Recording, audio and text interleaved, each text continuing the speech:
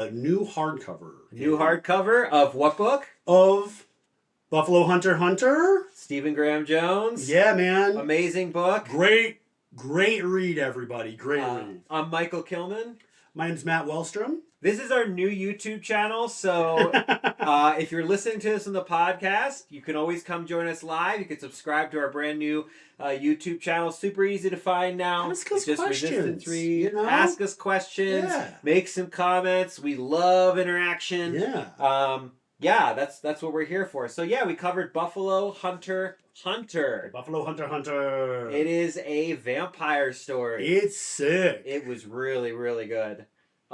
Stephen Graham Jones is like Colorado based. Yeah, which is man. Kind of cool. Local author up in Boulder. Mm-hmm. He was born in Texas, 1972. Yeah. He is an enrolled member of the Blackfeet tribe of Blackfeet Indian Reservation of Montana. Mm-hmm. He got his Bachelor's of Arts from Texas Tech University in 1994. Yep. A Master's from North Texas 1996, and a PhD in 1998 from Florida State University. Hell yeah. So yeah, very educated and extremely talented writer. Mm-hmm. You guys haven't read Night of the Mannequin? It's so effing good, man. This is actually my first Stephen Graham Jones book. All right. All right. I've got to change. Yeah, man. Get on it. Definitely got to This change. guy rules.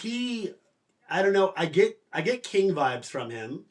And it's not just because it's horror. I think he's got a way of like... He's a discovery writer, I think. What's that mean? That means he writes, he doesn't have an outline. He just writes. Oh, yeah, that might be it. I think that's his approach. If he is an outliner, I actually don't know for sure. I would be very surprised. Okay. Yeah. Because this book was very surprising and unexpected. Yeah. Which is lots of good twists and turns. Lots of great twists and turns. I think that's what I'm getting from, that's where the comparison's coming from. He's really good at perspective, which is, I think, a thing that Stephen King does too. Yeah. You know, extremely good. Immersing you in someone's perspective. For sure. And then doesn't pull any goddamn punches. Nope, no punches pulled. Not one. And in this book, I think that's a really excellent thing. Absolutely. The whole book is really commentary on colonialism and massacres and all kinds of stuff. So I read this book right after reading Centennial by Michener, which is like all about the history of Colorado, but in a fictionalized form. What do they call that? A Roman on Clef or something like that? Something like that, yeah. And there's a scene where he's describing the Buffalo Hunters and how they worked, and I just became so enraged that after I finished that chapter, just like the chapter he does about the Sand Creek Massacre, it's also called a different thing in the book. I had to put the book down for like a week or two. Yeah. But I had a time frame. It was like a super long book club book. I have a friend and I read like 1,000+ page book over the course of a year. And so I had that space to like set it down and but then a reason to come back and pick it up again. It ended up being a good book, but all the white folk bullshit in Centennial just drove me fucking crazy. Yeah. Yeah, it is I mean, I taught a class at Metro State University a while back called Vanishing Cultures. And because I've done a lot of work with Native Americans, I've worked with quite a few tribes here in Colorado and in the Great Basin region as an anthropologist. And I was on a 2-year project in the Great Basin with 17 tribes where we did a documentary film. It was great. I just found it the other day. I was like looking at my CDs and I have it in a CD case. Oh, nice. Yeah. So it is, so reading about all this stuff again from a fictional perspective, I just felt the rage come back. So it's just like, oh man. Because the thing that's not expressed clearly in Centennial, which I think is like very obvious if you're coming from a specific perspective, like Indigenous peoples, Buffalo hunters would try to kill as many of the buffalo as possible in one go, and oftentimes would exceed the amount of work that their skinners could do.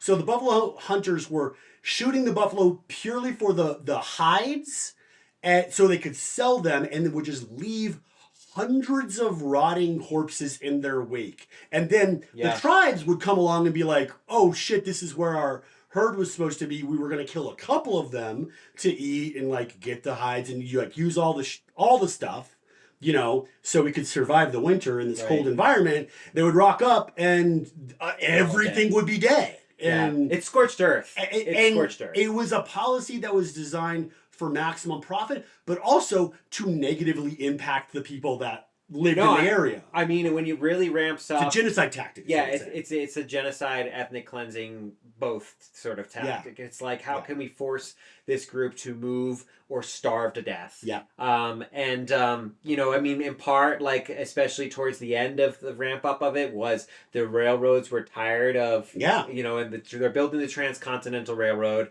and they're really tired of, you know, the Indians coming in and raiding them. Yeah. So what they do is they hire all these buffalo hunters to practice scorched earth policy, much like the Russians did to the Germans in the Second World War, where they literally burn all the food as the Russians are retreating, so the Germans have no food to. That was also the tactic the Russians used to repel Napoleon. Right. His armies as well. Same. Yeah, the Russians love their scorched earth policy. Well, it's effective, you know. Yeah. But that's what they did, is they intentionally destroyed their food. Yeah. So it's also. I mean, we'll get into this after we talk about the summary, but it's the frontier policy. You intentionally destabilize a region so that you can move your military in there and say, hey, look, these people, they're savages, they're hurting each other, they're killing innocent civilians. You know, it's very, I mean, it's the same policy they use in Israel. It's frontier stuff. Oh, we're going to build a settlement to bring civilization. And then when like people are like, you were literally stealing my land, we're going to attack you, they then have the military justification. And I'll get into the Homesteading Act when we finish our thing here, but there's I have a lot of knowledge on this topic. Tell me what's more savage though, like using only the resources that you need to so the environment remains in a stable situation, and not worshiping Jesus Christ, or worshiping Jesus Christ and going and slaughtering an entire species just because you don't like the people who depend on that species to survive. Well, it's like, what's more savage? Jesus Christ is just the justification. They were going to do this. They could find any justification they You're right, of course. And that's like the thing when we talk about violence and religion and from an anthropological perspective, is like there's no such thing as inherently religious violence. There's always things that people want to do and then use religion as the justification. But people do that with installing democracy in the Middle East. Or in Venezuela. Or things like capitalism versus communism and all the various proxy wars. Like, you can use any ideology to justify. You just the power structure tends to choose the one that is most common at hand and is easy to sway the populace, because they have to persuade enough of the populace not to heavily protest these conflicts or rise up. Right. So, and when things stop becoming popular, like towards the end of the Vietnam War, and people don't know this, or people don't regularly know that the Vietnam War in the beginning was popular. Yeah, it was. And then we're helping the French, we're helping the French, we're helping capitalism, we're helping democracy spread. Yeah. You know, those damn Soviets are going to go in there, the domino theory of communism and all that stuff. Bullshit. But it's like, but when people started realizing that, you know, what we were doing over there was like horrible occupation and invasion, then people, and they were seeing the soldiers come home dead, and they were getting reports about, you know, whole villages burned and destroyed and napalm and all this other stuff. People are like, what? Yeah, man. But the power structure will use any given justification they can. And in the case of, Christianity has been a justification a lot. Islam has been a justification a lot. Buddhism has been a justification a lot. Man. Hinduism. Hinduism. I mean, Hindu nationalism, Buddhist nationalism, any kind of structure you take can be used as a justification for war and violence and genocide and all those things, and have been. It doesn't really matter what the ideology is. It just has to be something that you can use as justification. Yeah. So. Which, like, given and having expressed that, I think reading the Buffalo Hunter can be very cathartic. If you're aware of the history of this like area that we live in, particularly, we're in the Rocky Mountain region, and lots of massacres here. Yeah. And it's the sort of thing that it makes you sick to think about, especially if you're a white guy. and willing to like look at that and just, deal with your feelings about it. Yeah. But if it makes you sad, you can read this book and read about a guy who gets turned into a vampire. And what does he do with that? He just goes and fucks him up, man. It's so great. So, on that note, let's discuss the synopsis of The Buffalo Hunter Hunter. Okay. So, and real quick, so before we do that... Oh, you wanted to talk about this before? I wanted to talk about this before because the vampires in this story are a little different, right? So when you're reading a vampire story, you have different lore systems, right? Yeah. You have Interview with a Vampire, that's got its own lore system. Twilight's got its own lore system. Yeah. John Carpenter's Vampires has its own lore system. Dracula has its own lore system. Yeah, man. So these particular vampires they don't die in the sun. They're extremely fucking hard to kill. In fact, like, none of them are ever killed. Not killed. Not killed. Yeah. Disabled, but not killed. Yeah. There's a cool thing, like the fact that vampire mythology has like a transformational aspect where a lot of vampires can turn into animals really comes into play in this, and you can kind of see how maybe the way that this works would influence that 20th century lore if they were real. I kind of feel like what Jones is doing is almost taking kind of the Skinwalker sort of narratives and approaches where you can shapeshift. Don't like you saying that word out loud, but okay, man. Just because we live in Colorado. I have a story about a Skinwalker. Yeah, we all do, bro. We all do. So I saw one on Cap Hill. I saw one on the reservation. Yeah, right. But anyway. So I think they're kind of taking that. He's kind of taking that shape-shifting approach. But the vampires in this story, and it's super important to the plot, when they feed on something, they slowly become it. Yeah. So like if they're feeding on... You are what you eat. That's the one lesson. The lesson from this book is you are what you eat. That's the whole lesson from Buffalo Hunter Hunter is you are what you eat. Yeah. So also fuck the Buffalo Hunters. Oh, fuck the Buffalo Hunters. But yeah, so like whatever they eat and whatever even kind of person you eat, you start to become like that person, or animal, you start to become like that animal. Yeah. So I just wanted to like put that out up front because that will make the synopsis of the plot. There's this one encounter that Goodstab has. Goodstab is the protagonist with a vampire that has been feeding on elk, and he looks like a bipedal elk, and it's fucking terrifying. Yeah. I loved it so much. Yeah, it's really cool. Let's get into it. So, also the plot of the book is mostly alternating chapters. Goodstab's tale. He's the Pekuni. Did I say that correctly? Protagonist. And his story begins around 1870. And then there's the pastor, Buchanan's diary entries, which began in 1912. So major events for Goodstab. Oh, and also a graduate, a professor. Oh, and sorry, there's a framing device with a graduate student who discovers the pastor's diaries at the beginning of the story. Rather, they're sent to her and by an archivist who, like, she's a descendant of the pastor. And then the closing chapters are also from her perspective. But we're doing this in linear order. Yeah, as close as we can. Yeah. So Goodstab and his crew find a vampire in the remains of an attacked pair of military wagons. They decide to take the monster to the backbone, which is what they call a mountain range up in Montana. Yeah. To bring about a prophecy that, because he's like all white, and there's a great white god that is supposed to, if he goes to this mountain, the chief mountain, the mountain will crumble, and they're like, maybe that'll get rid of all these white people, you know? So during the mission, the Marius Massacre happens elsewhere on the mountain, and I'm sure you can describe that later in detail. And a small advanced party that's broken off from the troops, the like U.S. troops, they attack this of course happened again. Well, it's okay. Not disrupted. Not disrupted. Good. They attack the party who are transporting what they call the Catman, the vampire, and he is released by Goodstab during this confrontation. And while the Catman is feeding on Goodstab, he gets cut in half by a Gatling gun, and some of his blood gets into Goodstab's mouth. So Goodstab awakes later. He kills the surviving soldier, by feeding on him, and realizes that he's a vampire. And then he lives on animals for like about a year or so while getting used to his new biology. He winters with a grizzly bear and has grizzly bear dreams, and that's a fun part. So whenever he comes across buffalo hunting operations, he just fucks them up. He just, like, it's so visceral and violent, but like I said before, really cathartic, because, you know, if you're aware of what's happened to the indigenous people in this country, it just feels nice to read about them getting like their throats ripped out and their intestines spilled all over the place.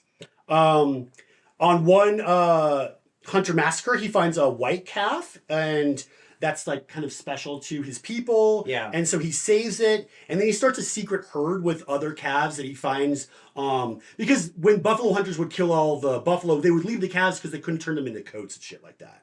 Right, so these little babies would like just be wandering around without their parents and starve to death. And so they're just crying. Yeah, exactly. So he takes them in and he hides them away in a sheltered secret valley.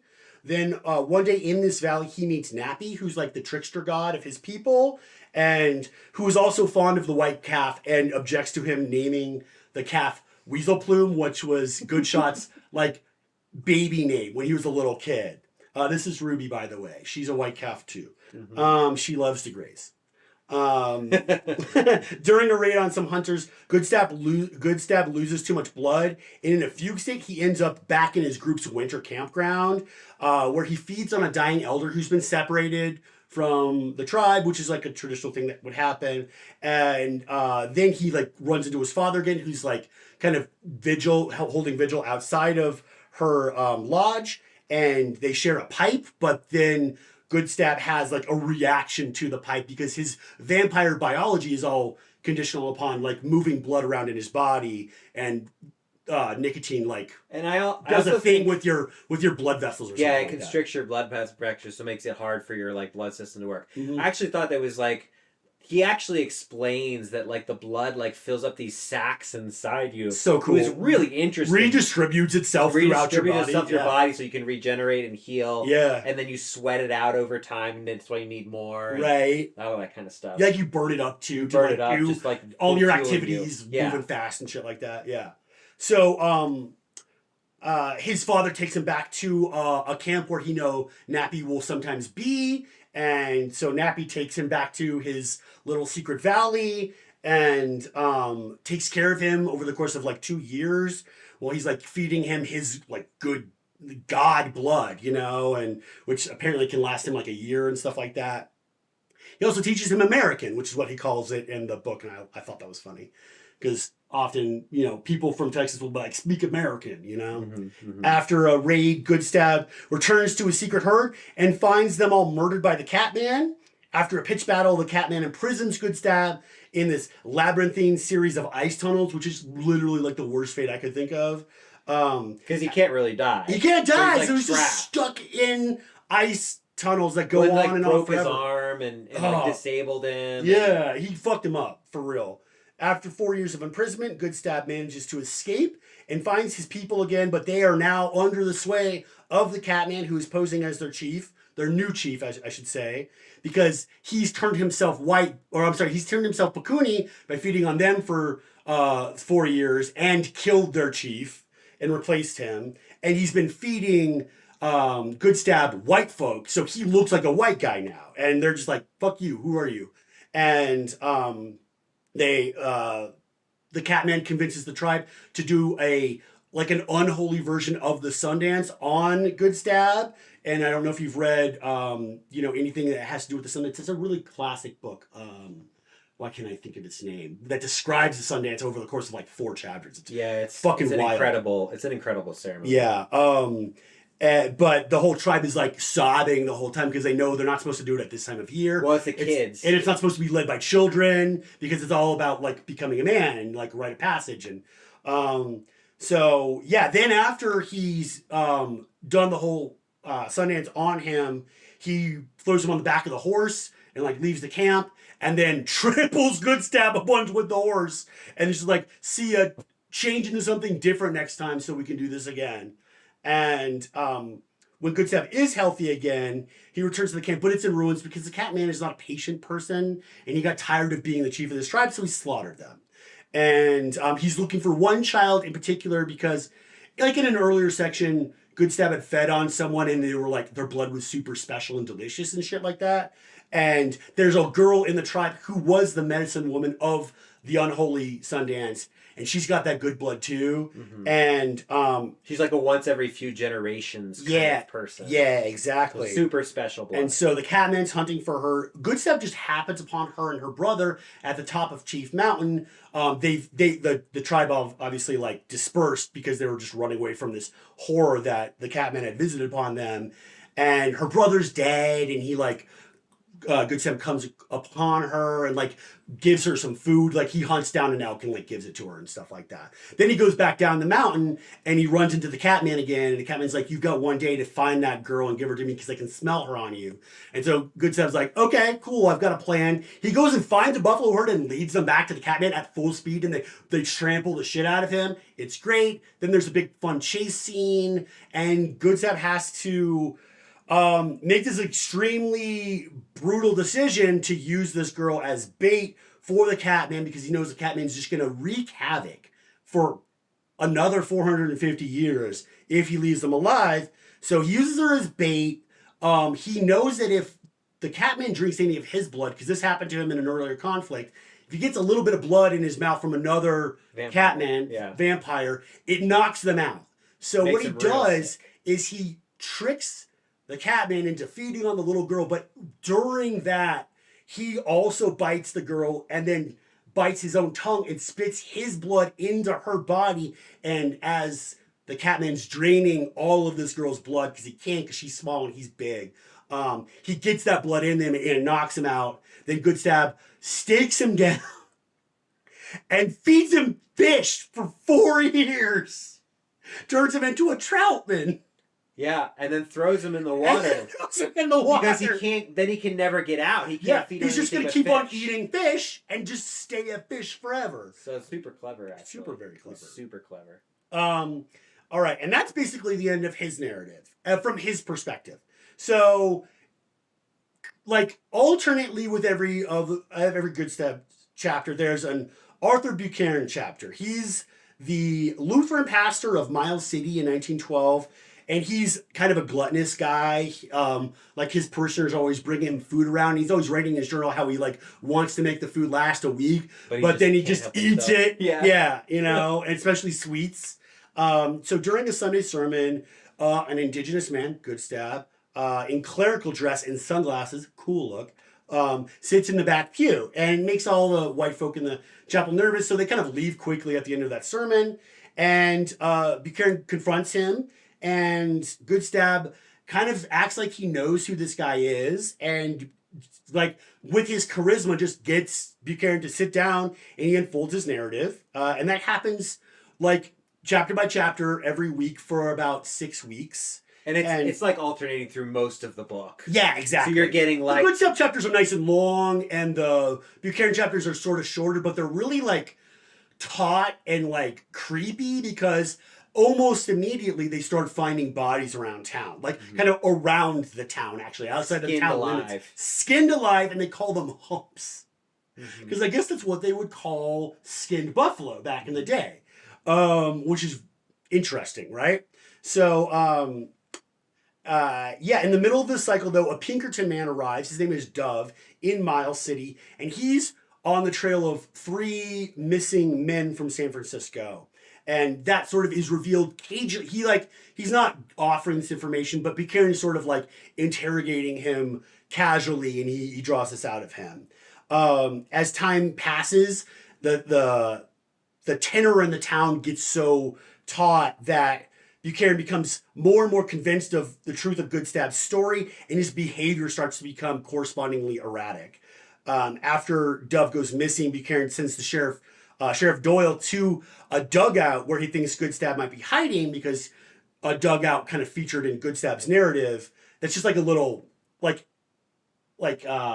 out in like an outcropping of like rock face where you could like set up a camp if you wanted to, and you'd be sheltered from the rain. Doyle doesn't return after looking into this tip.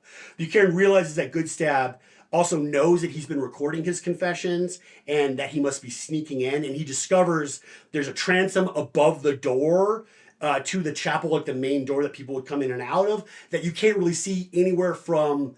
But like if you were standing on top of a lectern on top of the pulpit that he delivers his sermon from, or maybe from like Christ's perspective behind him on the cross. While investigating this in the rafters, he slips and falls down the ladder, holding on to the uprights as he goes down, and ends up getting a stigmata like wound in his hand from all the splinters.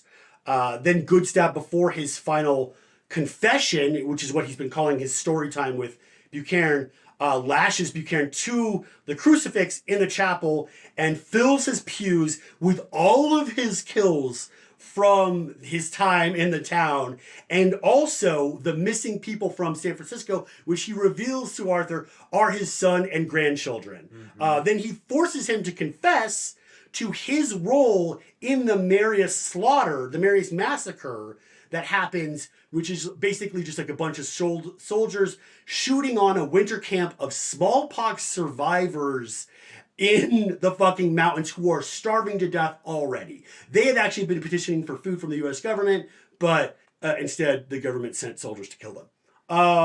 And that's where his journal ends. Then we go to Etsy Buchanan's last chapters, but at the beginning of the book, we learn that she's a communications professor at Wyoming, the University of Wyoming, I think, who is contacted by an archivist who has recently been sent the journal of her grandfather, or her 3 times great-grandfather, or trésal, as they put it. That's the French word for that same thing. And she decides to transcribe it and turn it into a scholarly text. And that's the She's trying to get tenure. She's trying to get tenure, and she's trying to get published to get tenure. After the all of the events of 1870 and 1912, we return to 2013 in Etsy. Her manuscript has been rejected because nobody believes it. Nobody on her peer review believes that this is a true thing that happened. And then she's quickly visited by a shadowy figure that she can see like outside of her apartment, like patio. You know, she's like out there one day and she sees a figure and she's like just finished reading this thing and she's like, fuck, is that him? Is that good shot? Good stab? I kept on writing good shot. I don't know why. I think dead shot, maybe. I was a DC kid growing up. Yeah, maybe. No, good stab. Good Sorry, stab. he didn't shoot anything. Which is a cooler name, I think. Anyway. Good stab, absolutely, Good yeah. stab, yeah. So on Goodstab's second visit, he appears in her apartment wearing a buffalo head. It's terrifying, and delivering Arthur to her in the form of a giant prairie dog. Yeah. He's been feeding him prairie dogs for 100 years. He turned her thrice great grandfather into a vampire and then fed him nothing, imprisoned him and fed him nothing but prairie dogs, so that he's just a giant 7-foot long prairie dog, just like waddling around and unable to do anything. Yeah, it's so sad and funny, man. And also along with a letter that Arthur wrote 3 days after the massacre that he basically instigated. I wrote here where he confesses to being a little bitch on his march to discipline the savages. He wouldn't shut the fuck up about a pudding that he had before he left. He kept on telling everybody about it, and once they got hungry, like this kind of drove the whole party mad. So this caused him to whisper poisonous invectives into the ear of Joe Kipp or Joe Coble, one of the scouts, one of the part Indian, part white guy scouts that they had leading this battalion of dudes, so that he would fire the first shot onto the winter camp, and then everybody else just started firing on him, and then they just all went down there and they were clubbing people to death and killing them and fucking axes and shit like that. And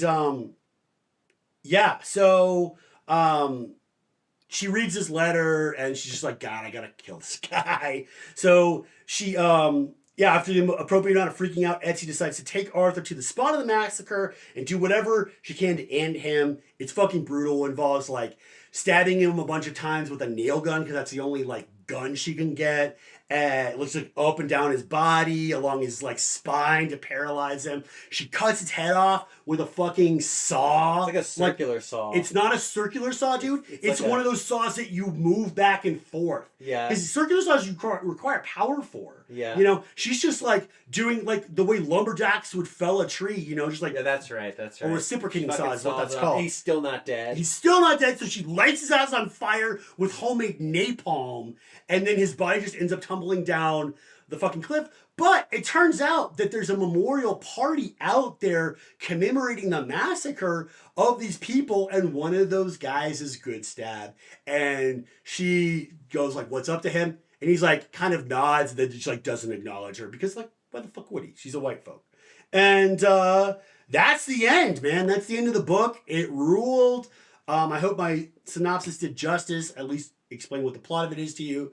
The writing is so good. The prose is so compelling. It's so good. And he is such, like, just from a technical standpoint, yeah, he is extremely skilled. Dude, and it's not even, it's like 7:30 right now. Dude, you did like a 16, 17 minute synopsis. I think we got this down. I think we got the synopsis. Guys, that required so much work, by the way. Yeah. My synopsis was 4 times as long. Well, mine was too. Before I sent it to you yesterday. Yeah. You know, I think one of the really interesting things at the end there is Etsy realizes very quickly that Goodstab is giving her a choice. Yeah. And the choice is, I can feed my thrice great grandfather, you know, humans and restore him slowly over time and kind of continue the horror, or she literally has 2 choices. She can try to get rid of him, or she can try to turn him back. And one option is way more monstrous than the other, which is wild because the less monstrous option includes because he's functionally harmless, and she basically sedates him by giving him cigarettes because when the vampires inhale smoke, it debilitates them, you know, makes them pliable, and they're kind of unconscious and shit like that. Mm-hmm. So she can sedate him, and he can just wither to the point where he's nothing, but she knows that at a certain point, he's going to need blood, and the Catman part of him is going to take over, and he's going to start feeding on people, and it's probably going to be human people. Yeah. You know? I kind of view this as this whole thing as a choice between continuing the horrors of colonialism or actually taking accountability and destroying the legacy of your ancestors. Oh, I forgot to mention that, and that's at the end of my synopsis. She also destroys the journal itself. She returns it to the archivist, but she includes some of her father's ashes. Her father was dying in a hospital in Denver throughout her portion of the book. And he had been cremated just before she was visited by Goodstab. And the ashes contain the right chemical composition to cause the book to corrode. Which is wild because apparently Jones consulted with a chemistry professor at his school. Was would that work? And she's like, yeah, I don't know. I can see that kind of working maybe. Well, and she wanted to do it in a way that's slow too, so it doesn't look like she intentionally destroyed it. Absolutely. So that it just corrodes over the course of several days, and it's oh shit, containment was broken. Right. The book was destroyed. Which she was transporting to us. She was transporting, that kind of thing. So it's it's a cool device, and it's cool because it also utilizes her father and her are teaming up to be accountable for this thing that his great grandfather had done. You know, it's great in the sense that she's using her grief and her new knowledge, which has cost her so much more grief and psychic damage, if you will, to use a D&D term, to do the best she can to resolve this, to right this wrong, you know? Right. And I just, I think it's and I really Goodstab shows up, and she's like, oh shit, he's going to kill me. And he's like, why would I do that? It's not you. It's your, why would that hurt your grandfather anymore? No, of course not. No. So it's and it turns out Goodstab was the one who slipped the journal to the archivist in the first place. Yeah. So, and he left behind a pair of work gloves to kind of show her that. Yeah. But it's kind of the whole thing is you know, the ancestors did these horrible things. You have a choice. You can either bury your head in the sand and let the horrors continue, or you could take accountability for it. You could literally just acknowledge it, because that's what he's asking her to do. Just just acknowledge that this is a thing that happened. And that's you know, like most people that I've encountered who have experienced oppression, regardless of their background, like not holding present white people accountable. No. They're like, we need to address the systems created by your ancestors, not like it's not your fault, but your ancestors did this shit. You've got to take accountability and right the wrong. And I think that a lot of the times what they're asking for is like acknowledgement, and for you to not repeat the same behaviors that your ancestors did, that they might not have like actively participated in slavery or the extermination of the indigenous people on this land, or in like environmental practices that made everything so much worse for everybody purely for profit in that moment. You know, they might not have done any of that stuff, but they might have turned their head, like they might have not looked at what was happening. They might have found it easy to ignore those realities, or to pretend like Indians were just like a fun like adventure novel premise or something like that. But the thing is, that action facilitated the more direct like horrors that were visited upon people who were brought from Africa and enslaved, or people who had existed here and found their way of life just obliterated in like 100 years, you know? So if as a modern white person, you're willing to acknowledge like the systems of oppression that still exist, and even just like speak out against them, or do like some small actions in your spare time that can push back against that, I think that's literally all people, like indigenous people and other minority groups, are asking for when it comes to like, God, being an ally, I guess. Yeah. Well, and like a lot of, so with the Standing Rock movement, which was like 2016, like I did the Denver kind of side of stuff, and I just like live stream shit for them. Yeah, man. That's all I did. I was just there, and I live stream stuff on Facebook and help people spread the word. And like some of the bravest actions that are happening in Gaza right now are literally just Palestinian people like documenting what's going on and sending it out so people know, you know? Yeah. And that's been so effective. Because, like, we also have to remember that, you know, we're embedded in these systems, too. Yeah. And so it's really only small acts. Like, you know, it'd be great if I had the power to, like, give indigenous people their land back. God, I wish. But, like, that's obviously not anywhere in the realm of my ability or power. Yeah. But, you know, I think Jones is also really clever at how he approaches this pastor, because you're not really sure what to think of him at first. When you first meet him, you're like, well, he's a person who has now gone to the cloth to try to make a better person of himself. Yeah. You see this gluttony, but you're kind of like, well, but he's still trying to like make amends for something.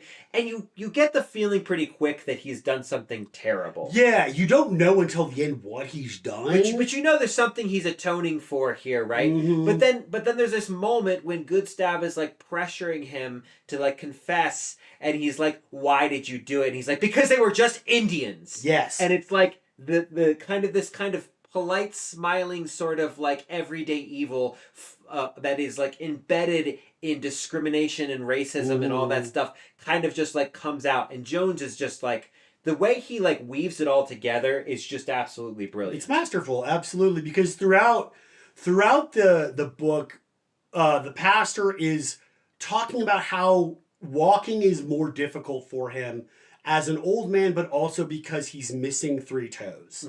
And Goodstab, every single time he meets him, alludes to his toes, his missing toes, like, why did you walk that way? Or directly asks, what happens? Or can I see them? Can I see them? And he always avers, but once he's forced to acknowledge how he lost his toes through frostbite by going on what in the letter at the end of the book, when you read the letter, he's going on this march to discipline the savages because he thinks it's going to be an adventure. He doesn't need to be there. He's not a soldier. He's like a guy who left the East Coast because he like wasn't doing well there. But he had like, you know, people have been like pressuring him. He's like a third son probably to like join the cloth or whatever. So he's always got a Bible with him.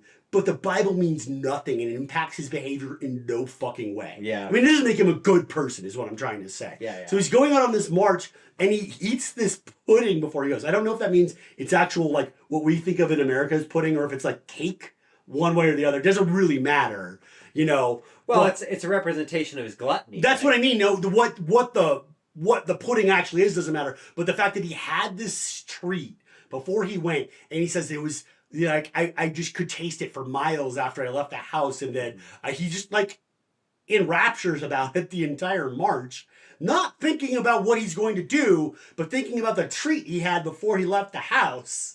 And the treat is capitalism. And the treat is capitalism. It's capitalism. That's exactly right. We can distract ourselves with bread and circuses. Yeah, exactly. And just eat happily and ignore all the terrible things that we're doing. We're ignoring the costs of what it requires for us to get these sweet treats and these cakes and this land out west. We can just happily ignore that and punish the savage because they get in our way. Yeah. Because, and this is like the line that you always see throughout history as a justification in the last 500 years with colonialism. Well, they aren't really using that land anyway. They're not, yeah, because apparently in the Bible there's this passage about how, like, people to honor God are supposed to, like, make the land, they're, like, supposed to subdue the land and till the soil. Yeah. Yeah. And fuck that. Whatever the fuck that's about. I don't know why God would want that, but okay. Like, God made this beautiful thing, but his main aim for us is to, like, make it less good, but more profitable. Okay, whatever. Fuck that. That's like I see. I don't remember exactly where that passage is. We need like a biblical scholar to chime in here. I know, but it's really so interesting. It's really interesting. I know a couple, but it's really interesting because it's like, and this is a little bit of a sidetrack, but like the Jews were pastoralists. They were agriculturalists. What the fuck does that mean? They were nomads. Like, when was that inserted into the fucking holy text? And I wonder if that's why I'm wondering if it's 40? Well, it would like be the King James version or some shit like that. It probably would have been Roman Empire, right? Okay, because you have the Council of Nicaea, which decides the books that go in the Bible in the 4th century at the behest of Emperor Constantine, and that's where you really get the political version of Christianity that justifies the papal system, and also like basically discounts dozens of other versions of Christianity and basically eliminates all the diversity of early Christianity. Interesting. Through a political body. That's a whole other topic. But so it is interesting to have that, like, you know, like this idea of being a good Christian is XYZ thing. It's farming, apparently. When literally Jesus is like born under the sign of like shepherds helping their flock give birth, and they were pastoralists, and they didn't have they wandered around because as pastoralists do. They didn't. You know who else was pastoralists? The fucking Pakuni. Yeah. Man, and so this guy's like on this march to discipline the savages to make them behave more like Christians, but not really like Christians. Like Christians in 1870, not like original Christians or Christ even. And he's on this march and it's fucking cold and he's freezing to death, and Major Baker's like getting drunk because that's how he can stay warm, falling off of his fucking horse, so they have to lash him to the horn of his saddle. And then they get up there, but at this point fucking Buchanan, which interestingly means pretty neat, is so fucking hungry that he's just like whispering, like just being, as he describes it himself, the snake in the fucking Garden of Eden, and whispering into Joe Coble's ear, being like, man, they're just fucking savages. They're just, just kill them. They don't even deserve to live anyway, And so he does. He just shoots, what's the chief's name? God. Wind? No, it's they shoot the chief. They shoot the chief in the fucking head, and then they just open fire on him. Yeah, and it's there's so much going on here. I think the other thing that I thought was really interesting. Also, the Catman is white, by the way. That's what I was about to actually bring up. He's a European vampire because he actually got trapped on a ship, and that's how he ended up in a cage in the first place. He came over on a boat. He came over on a boat from the old country. Yeah. Right. So he's like, it's almost like I wonder if he's like nodding to Salem's Lot a little bit or anything. Well, he's nodding to Salem's Lot, and he's also nodding to Dracula in the epistolary format. Right, yeah. in the original format. Yeah. But yeah, so the Catman is white, and he's like, you don't even know what kind of powers you have. If you weren't an accident, I would show you how powerful you could truly become. Which is also very Interview with a Vampire with Lestat and Brad Pitt's character. And also just like basically, you don't know what abilities or skills to develop you have, which is kind of like the narrative of colonialism anyway. He's like, you're just a mountain peasant of a different variety. Damn, dude, you're fucking right. Yeah, that's a good observation. Yeah. So he's basically, and he's alive for 450 years, which is like about how long the European colonial project had been at that particular point in the early 20th century. Yeah. So he's like the Catman is like quite literally just like white. He's white colonialism embodied in every way, shape, and form. Yeah. So I love that, including being smug and then getting like outwitted pretty easily. Yeah, for sure. Yeah, man, so I got some notes here too. There was this quote when they're talking about the massacre that I wrote down that was just like one of those quotes that just like blew my mind. So he's like literally confessing to the massacre, and Goodstab is like screaming in agony at the same time. Ooh. And the preacher writes in his journal, "This, I believe, is the story of America, with a choir of the dead mutely witnessing." Yes. With all of the dead that Goodstab had killed and presented, and it's just like, they're talking about this massacre, and it's like this. The story of America is largely a story of genocide and slavery. Yeah.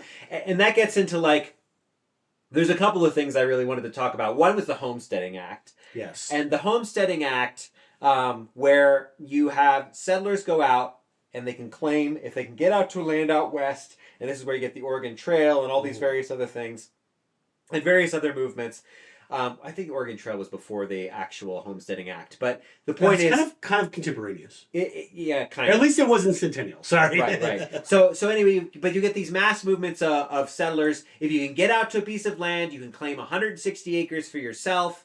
You can own that land, and then owning land. You have to reside on it. You have to build a house on it that is like 450 square feet roughly, and you have to reside there for 3 years. Right. But work the land. That's also important. But the Homesteading Act is basically an invasion. Oh God! So the whole point of the Homesteading Act is we have all this indigenous land. So what we're going to do is we're going to use white civilians to go out there and be cannon fodder. Absolutely. Because if we have them, you win either way. So if you go out there and you set up a whole bunch of towns and cities and all that stuff, you've taken over the area, you win, you get the military protection, all that stuff. If you go the other way and you get out there and you as a group of people get slaughtered by the indigenous, well, now you have a justification for the military to come in and put down the, quote, savages, right? Even though this is an invading force. Right. This is also what we see that's been happening in the West Bank since the 6 Days War in the 1960s. And less so in Gaza, because Gaza's had a complicated thing with settlers going back and forth since the Intifada and all that stuff. But in the West Bank, this is what you see. And I literally, when I'm teaching colonialism, we first talk about the Native American model and the frontier approach. The whole frontier approach is about destabilizing the region. Yes. You can do that by the Scorched Earth campaign, by killing the food sources with the buffalo. You can do that by giving them all smallpox, which was something they very intentionally did. I mean, it's literal germ warfare. It's biological warfare. You can do that by stealing their children and forcing them all into boarding schools. Indian schools, as they called them. Yep. Like the Carlisle Indian School in Pennsylvania was the first and most famous. And they also invented football. Football. Our football. They invented football. Okay. But I thought it was lacrosse you're thinking of. Lacrosse is definitely Iroquois Confederation. I don't know about football. I'm thinking of football. I'm gonna look it up. Okay, you're gonna look it up. I'll keep yakking. All right. But anyway, there's all kinds of methods of they would dress up as a rival tribe and attack one another. False flag? false flag event, all kinds of things. So the point is like the whole goal was to destabilize the region so you could justify civilizing the savage. Mm-hmm. And like it's Native Americans were just like any other group in history. They're just like the Europeans. They're at war with each other throughout history. Some of them were historic rivals and enemies, and the Europeans used that. I mean, one of the reasons that Cortez is so successful is because everyone hates the Aztecs. Yep. So he rallies up all of the rival clans of the Aztecs and have them attack at the same time with Cortez. Right. Not to mention softening them up with germ warfare by sending in some of his scouts who were clearly sick with something because he noticed that they were not immune to their diseases. So he found a dozen different effective ways of attacking, and so that's essentially kind of like the story of the colonization of America is one of constant horror and frontiers and oppression, Mm-hmm. and it's just not something we talk about. Another thing that we don't talk about enough is that the Carlisle School football program refers to the legendary Carlisle Indian Industrial School team 1893 to 1917 that revolutionized American football with innovative plays like the forward fucking pass and spiral throw, which led to iconic figures such as Pop Warner, but Jim Thorpe too, one of the greatest athletes in American history. Wow, I didn't know that. There was some commentary from me on that, but yeah, man, they invented lacrosse and football. Well, and they also... American football, the way we play it now. Because before they were playing something that was more akin to rugby. We also wouldn't have American democracy without the Iroquois Confederation. Do we have American democracy then? I mean, they were the American democracy. They were the original American democracy, the Iroquois Confederation. They were the true, I should say, American democracy. Yeah, and it was actually one man or one person, one vote. Right, and we've talked about this before in the show, but a lot of the Enlightenment was influenced by the writings of the Jesuits about the debates between indigenous thinkers and European colonists and traders and trappers. It's been revised by classicists to be the Greeks that were the real inspiration for modern democracy, but that is a revision. It is a revision. And not actually what happened. Yeah. The vast majority of the American Constitution was directly inspired by concepts and philosophies of the Iroquois Confederation. Yep. Other things too, like the Madagascar pirates, which we've mentioned before. In the Zorro episode. Right, in the Zorro episode, right. So it's complicated. It's not just one source, but no, like that would be weird. It would be weird. But if you look at all great political things that have been done in history, they're usually based on diversity. It's diverse ideas all coming together and experimenting and all that other stuff. Exactly. But yeah, another thing I wanted to talk about, and this is not directly related in the book, but it definitely, is happening not long after Goodstab's kind of main narrative. Well, between Goodstab's experiences and the preacher's experiences, which is the Dawes Act. Yes. The 1890 Dawes Act, or also known as the General Allotment Act, was, again, it was like this, I don't know what it is. It's like the 160 acres is like the magical number, right? So unless you're black and then you get 40. Right, that's true, yes. But also for indentured servants, it was 160 acres as well when they came over. Yeah, the indentured servants were mostly white, so... Mostly white, yes. Yeah. There were some black indentured servants. That's true. That became the But the important thing is, they were mostly white. They were mostly white. But so the Dawes Act actually plays on the concept of race, and there's a really great article by a anthropologist by the name of Thomas Bielsi, and he wrote this article that was really excellent. I pretty much always have students read it. It's called Race Technologies, and it looks at the experience of what it meant to be black in terms of race in the Americas versus what it meant to be Native American. And what it shows very quickly is that the concept of race and how it operates changes depending on what you want from it. Which is why, race is a social construct. Sure. Because it can be flexible and mobile for accruing power. Right. For Native Americans, you had this example of the Dawes Act. The Dawes Act allotted every Native American who is a fully registered Native American 160 acres.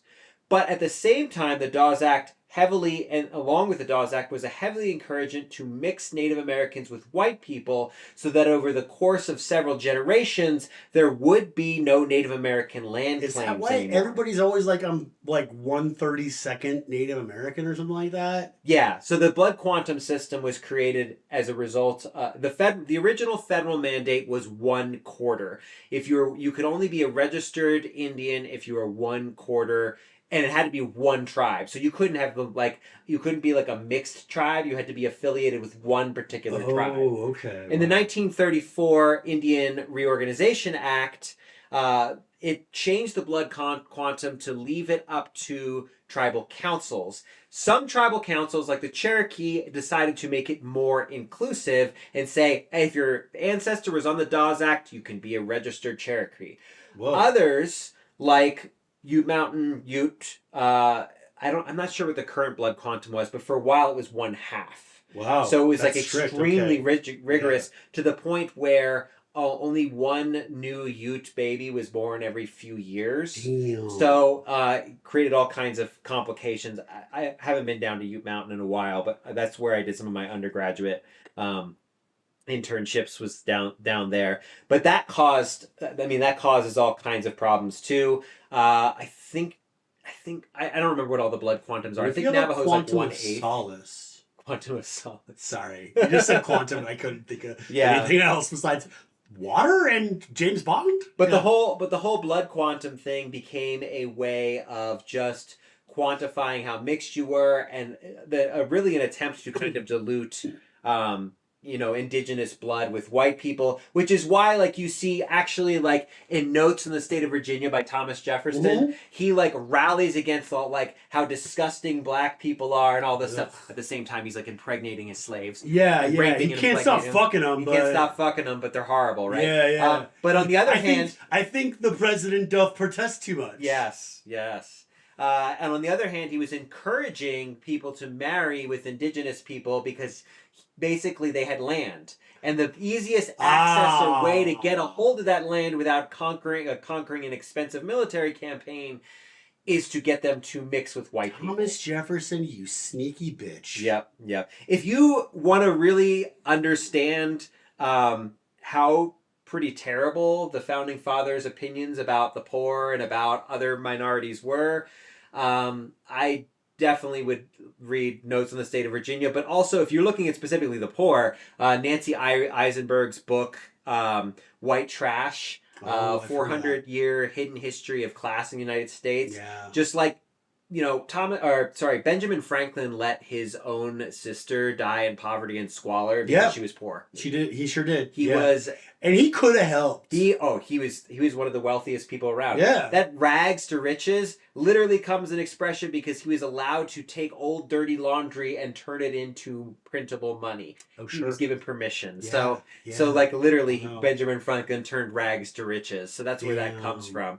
But like this idea of like the whole self-made poor man Richard, stuff. You fucking fuck. Yeah. So, but yeah, so there's like a lot of stuff that is like, going on, and then that leads into like this whole kind of focused like acculturation, and acculturation is like when you have two rival like populations, like ethnic groups, and one is more powerful than the other. The more powerful one over a long enough period will kind of force its ideas and philosophies and ideologies onto the less powerful one, to essentially take over. And that's what acculturation is. There's another... When people are always talking about, like, it's okay if people immigrate here, I just want them to learn the language. That's what they're getting at. Yeah, they want them to... acculturation.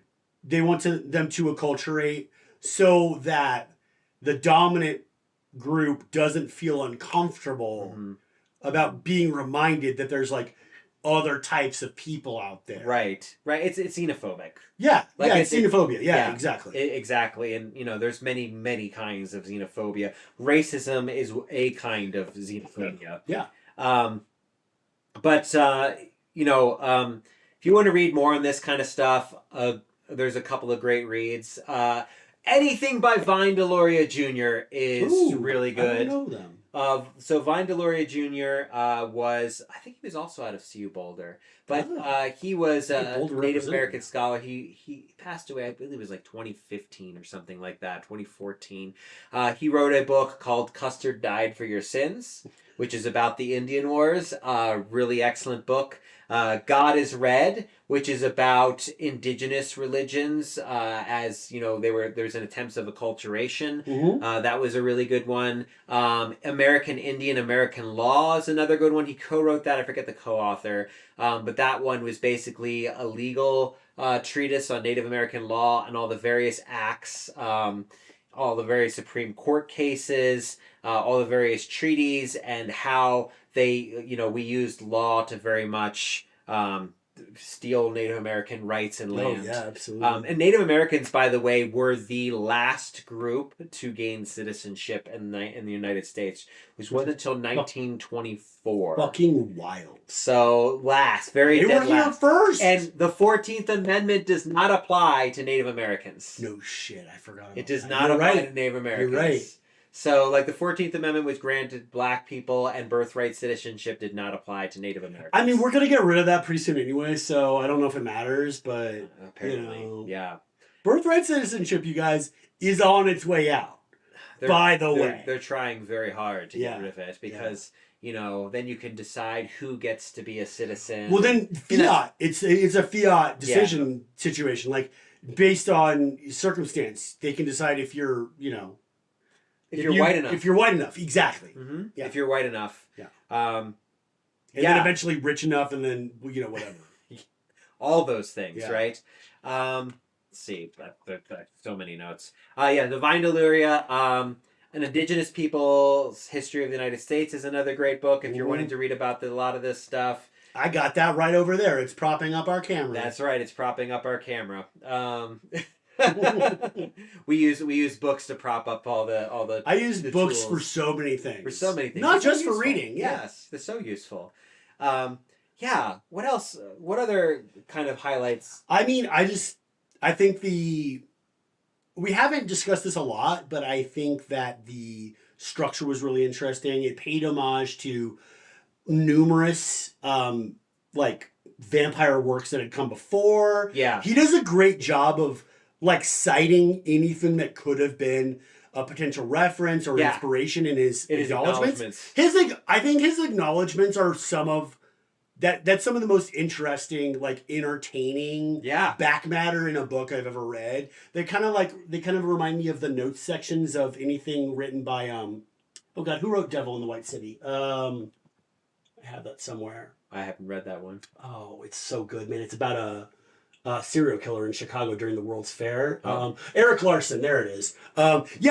He and Eric Larson, their back matter is as entertaining as the book itself, because you get insights into the things that they find interesting and worth including in their works. And I don't know, man, just the structure of it was, all of the events were unpredictable. I just assumed that the book was going to be mostly about a vampire getting revenge on the buffalo hunters that were driving his people towards the brink of extinction.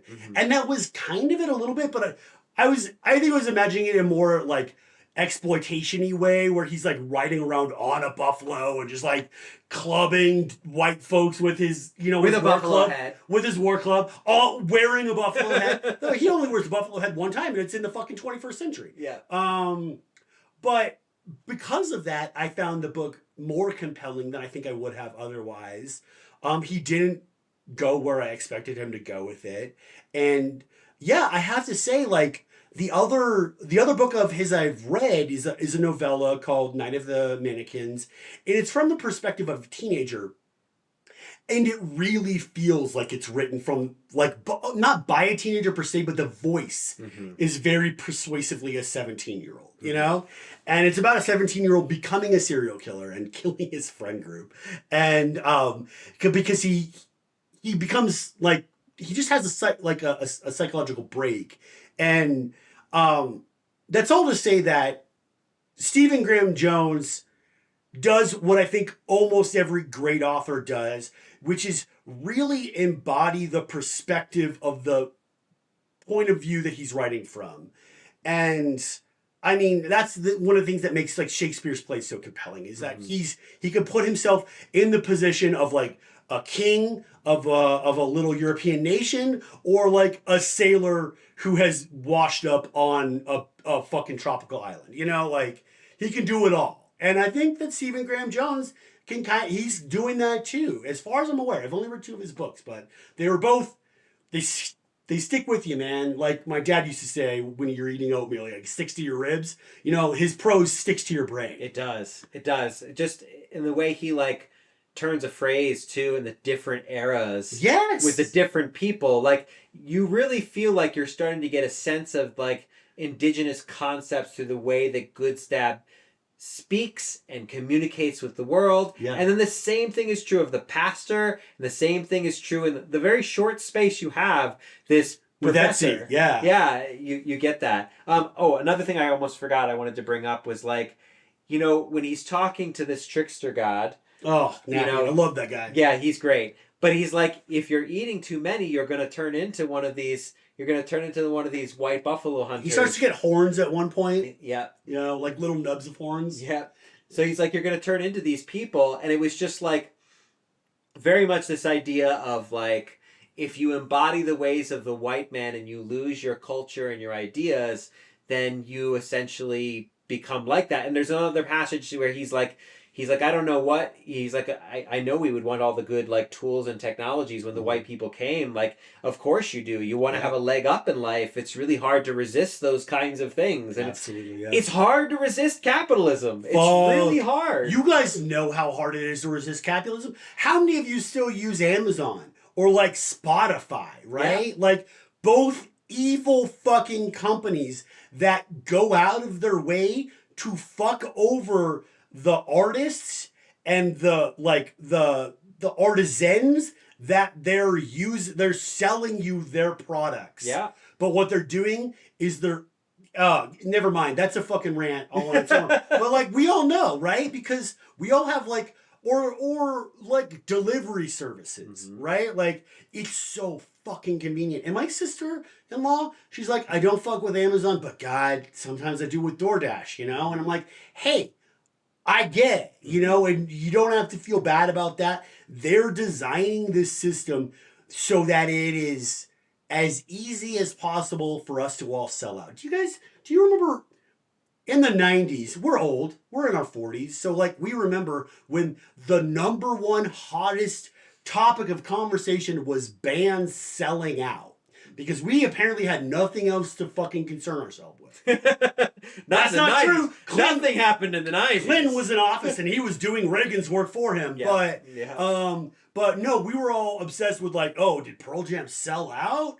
You know? No, they turned Green Day sold out, man. Yeah, Green Day. Oh man, they fucking sold out. They sound so pop now. But no, what the real selling out is like buying into that fucking, you know? Those different capitalist systems that exploit the people that they depend on to provide the service that they are selling. Yeah. And Amazon does that, and DoorDash does that, and Spotify super fucking does that. They started using AI to make jazz music so that you don't even have to pay royalty to like a modern guy who's making jazz music. Yeah. That guy's gonna make like $400 a month off his music anyway, and they want to take that from him. If that. You know, seriously. Yeah, and speaking of the whole Bert Elling is crying in a closet right now. My jazz history professor, because you know I was in early 2000s, I was in undergrad, and I'm taking a jazz history class, and he was on a Coke commercial in the 1980s, and he's like, here's the thing, guys. Everyone was talking about selling out, but he's like, I was a jazz musician. We're not getting a #1 album unless you're like someone super, super special. He's like, the only way for our band to survive, McFarlane, right? You know, or that guy who wants to think he's Dean Martin. What's his name? Doesn't matter. Who cares? That guy sucks anyway. The point you don't know. Yeah. You know, but he was like the only way. Michael Bublé. That's what I'm thinking of.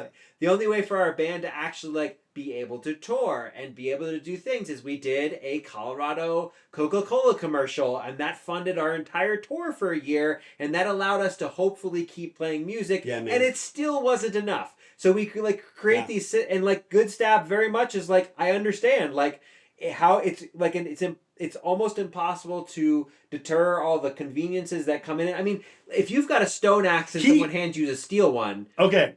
There's a moment at the beginning of the book where they're going out on their mission to hide these wagons that have been pillaged by Owl Child, who was a real like revolutionary who was fighting against the white encroachment. But he was also making things harder for people who weren't in his fight, as it were, you know?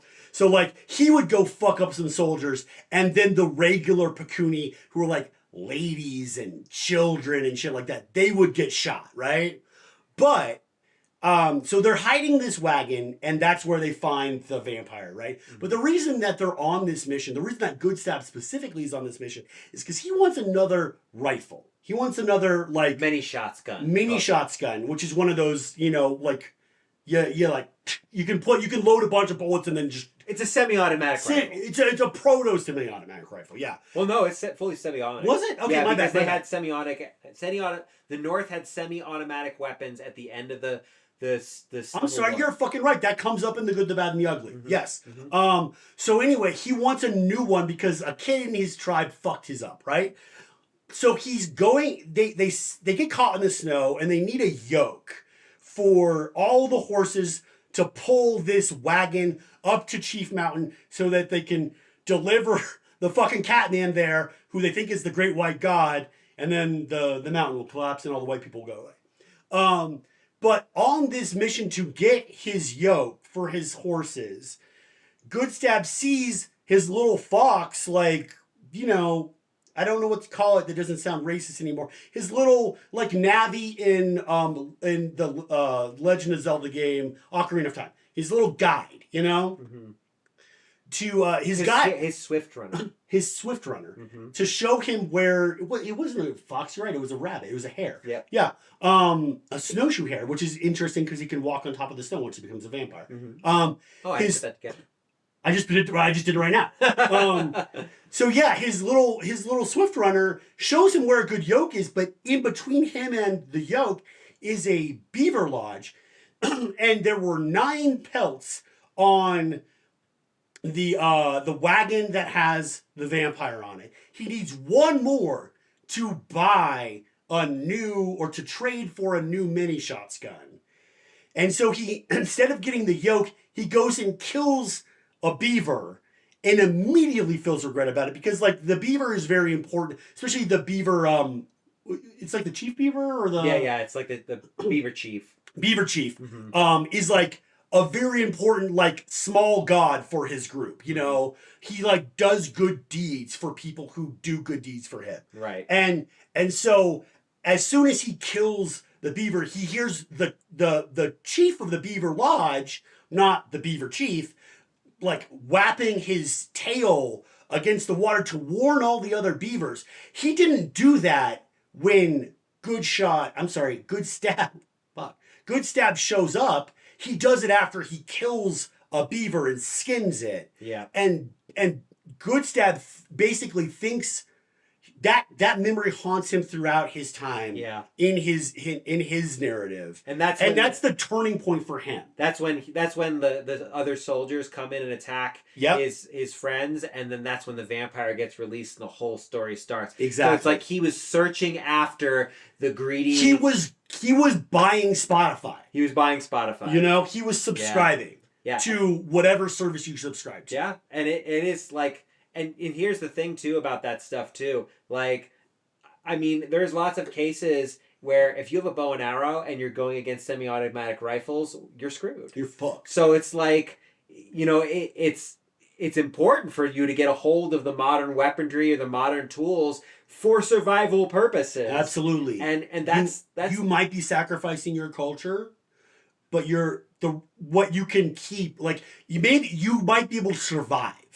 Is the thing, you know? So it's so hard to resist all this stuff, and it's just like when someone comes around and they have superior technology and you're like, well, if you give me this thing of yours that's sacred, I'll give you the superior technology. Yeah. And like, there are always people who resist that, and you know, power to them to resist all that Dude, stuff. I admire you. I admire you, but it is so hard to resist that stuff. and push back. Like, so for example, I try not to buy too much on Amazon. I do sometimes, absolutely. But like the big thing that really bothers me is I have to put my published novels on Amazon because it's 60% of the market. But you know, when you do that, they're getting scraped for AI. They're getting scraped. Well, that they've been scraped for AI by Meta, even though that Meta has nothing to do with books. Like I literally know. Oh, I'm just saying, if you put your shit on the internet, it will feed the AI that is stealing your job. And AI, by the way, is a form of colonialism. Fucking right, it is. It is absolutely a form of colonialism because it takes and it doesn't give back. It doesn't have to be that way, but the way we have set it up is it is neo-colonialism. Yeah. That's our new colonial system. It's becoming techno-fascism too. So it's becoming a hydra, if you will. Yeah, it's a many-headed monster that you cut off one head and 3 more pop up. Right? So Hydra, is it a Cerberus? Because it's Hydra. No, I'm just saying that Cerberus guards the gates of hell, and I feel like that's where we're going. Yeah, but you will get in. You have to go past. You have to fight him. You're right. You have to fight him. And it's not hell. It's Hades. It's Hades. Yeah. And Hades has a heaven portion and Elysium and it's got all of it in there. It's got all of it in there, right? Yeah. It's just you don't want to be. Now I want to play God of War again. Oh, or if you haven't played, what's the Hades? Oh, sure. Hades that just came out. Yeah. But the Hades 2. It's a hack and slash. Okay, cool. I'm still in Ghost of Yotai. Okay. I am in Final Fantasy 16. Oh shit! Yeah, dude. Oh man, I've been. So this is a fun thing. I have decided that phone games suck and they're mostly a time waste. But I have a DS, and I can also have handheld games on my little 20-year-old piece of technology that still fucking works perfectly, by the way, and doesn't need goddamn updates, and is physical media.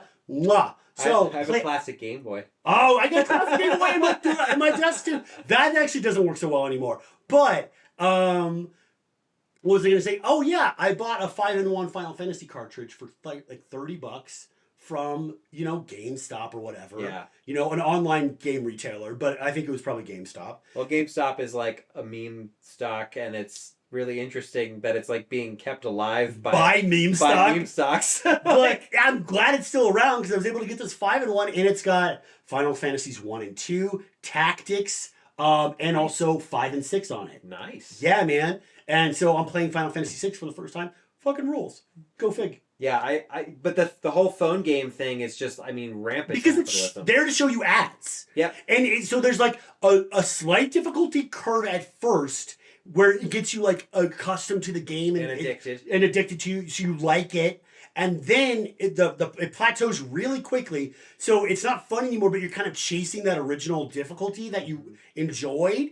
But mostly you're just sticking around, and then it can show you ads. It traps you like fucking Arthur Buchanan in a fucking pit, and it feeds you prairie dogs. Yeah, and it's a vampire, right? It's a fucking vampire. Capitalism itself is a vampire. And I'm not saying games are bad.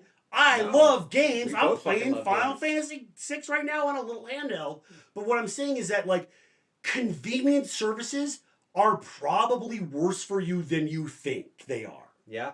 And it's so easy to break out of that system if you're willing to have like a little bit of difficult, like if you're willing to deal with like a little bit of inconvenience. So we were at the library today. Guess what? There are fucking tons of DVDs and Blu-rays at the library. And video games. And video games. You can get video games at the library. And CDs. You can actually not use a streaming service if you want to, as long as you're willing to just go use public services. And you're a little patient. And you're just a little bit patient. I think the one very clever thing that capitalism has really done to us in the last 30-some years, really since the invention of the internet, it's just gradually eroded our patience. It's gradually eroded our focus. Yes. So that we make more impulsive choices, like chasing after many shotguns. Absolutely, man. In the 90s, man, okay, so in the 90s I took buses and read newspapers all the time. Those both cost a little bit of money, just a little bit of money. And I had to be a little bit patient, you know? In the fucking 21st century, a lot of people are just like, I use Uber or Lyft because I don't want to wait for a bus. And I read articles on my phone, which are loaded with ads, and the journalism's garbage because I don't want to pay for a subscription to something. But man, okay, I will promote one subscription, and it's fucking local journalism. We have the Colorado Sun here in Colorado and Denver, which is like basically all the people who left the Denver Post because it was becoming USA Today and wanted to do real journalism, and it's paywalled, but it's not that expensive, and it's totally worth it to get local journalism. Denver Voice. Denver Voice is another good option. That's a paper that is written and produced by members of the unhoused community here in Denver. Dude, they were up. I use that journalism when I was in fucking school as a source, man. Mm-hmm. Also, we had Dapper John, who was a guy on the Metro campus who would distribute. I love John. John was great. We all loved John, man. Mm-hmm. And at one point, John was missing for a little while. I know. We were freaked out about it. Yeah, I was on that campus. I was on the Metro campus for more than a decade between teaching, like 14 years between teaching and being a student there. Yeah. And I talked to John all the time. I don't know what happened to him. He was a great dude. I don't know either. I graduated and I didn't go there anymore. But ever since COVID, I hadn't seen him since COVID. So dude, I hope he's okay. Yeah. But he was a cool guy who had like a leather flat cap, and he always wore like a nice like tweed or corduroy jacket, and he was a member of the unhoused community. He wrote articles. But he wrote tons of articles and a couple poems. Brilliant articles. Yes, very well researched articles. Because guess what, you guys? He used the library as a resource. Mm-hmm. Mm-hmm. Got to use our resources. Like if we have any suggestion for you from this episode, it's like use the resources available that to you're you already that paying you're already paying for with your taxes. Yeah.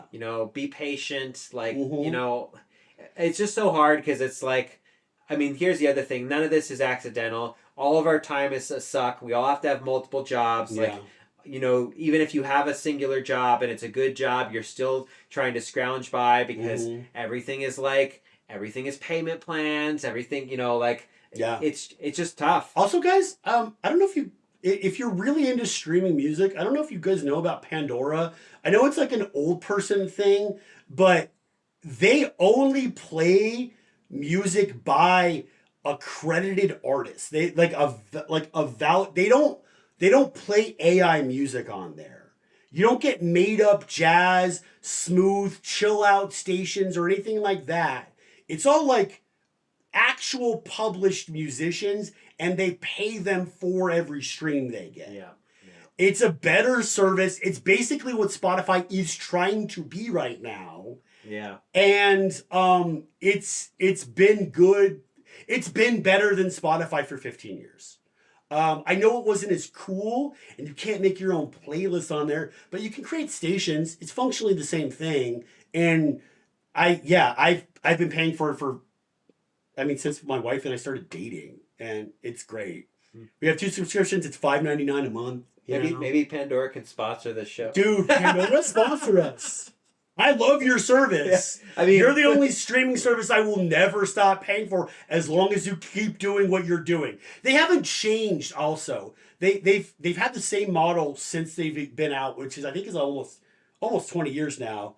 And it's basically you thumbs up songs you like, and you can create stations, and the stations sort of auto-populate based on things you like. I've discovered so many amazing artists because of it, and you could also, it's ad-free for $5.99 a month. It's basically perfect. Nice. You can also play whole albums if you want. You just have to watch a 15-second ad. But, that's a 15-second ad for 30 minutes of music. Anyway, sorry, I'm not trying to promote Pandora. I'm just saying there are better options out there. Spotify fucking sucks. Or Bandcamp. You could download. Oh God, Bandcamp is so good. That's direct to the artist. Direct to the artist. So a lot of my favorite artists pulled themselves from Spotify, so I bought all their albums on Bandcamp. Same, yeah. You can buy albums on there, and it's way better than Amazon because Amazon is also trying to be Spotify, and Spotify is trying to be Amazon Music, and that was a whole weird thing that's been happening for the last 4 years. But there are better services, but mostly just go to libraries, guys. Like libraries are cool.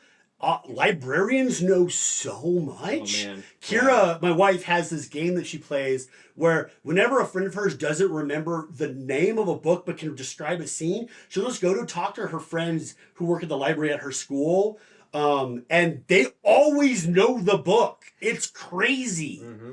If one of them doesn't, another one will, because they have to get a master's degree to be this. In library sciences. Jesus. It's like, it's rigorous, and then you get a public service job, which pays you like maybe $40,000 or $50,000 a year. Like a teacher. Yeah, it's like a teacher, exactly. But they specialize in books or media. You know, some of them have like their specialty is like movies. I worked at a Borders when I was in, like, right after I graduated high school, and that was the same. We broke ourselves up the same way. Like, if you knew a lot of like great music, they would put you in the CD section. If you knew books, they would put you in the book section. But they also were like, do you prefer novels, or are you good at romance, or are you good at nonfiction? And then you just sort those. And so you would know all the books, and you would recommend it, and you just gained all this knowledge. It was so cool. It is. And libraries are like the distillation of that.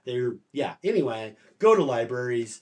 Read this book. It rules. Final thoughts on this book. Final thoughts. Highly recommended for sure. Highly recommend.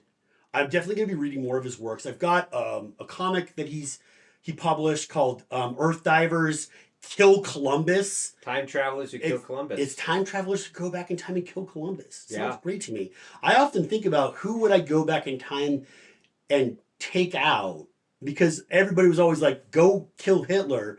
But the political situation in Germany was obviously so toxic that there would be another Hitler. My choice is Reagan. I would kill Reagan before he became a movie star. Because Reagan kind of brought about everything that we're experiencing now. He was the impetus of it, and then George Bush Sr. continued his good works, and so did Clinton, and so did his son. I think you go earlier, man. Andrew Jackson. Okay, that's a good one. Andrew Jackson. I can kind of imagine how history would be different if there was no Reagan. I don't know if I can imagine how... No Trail of Tears, and there'd be no Indian Removal Act.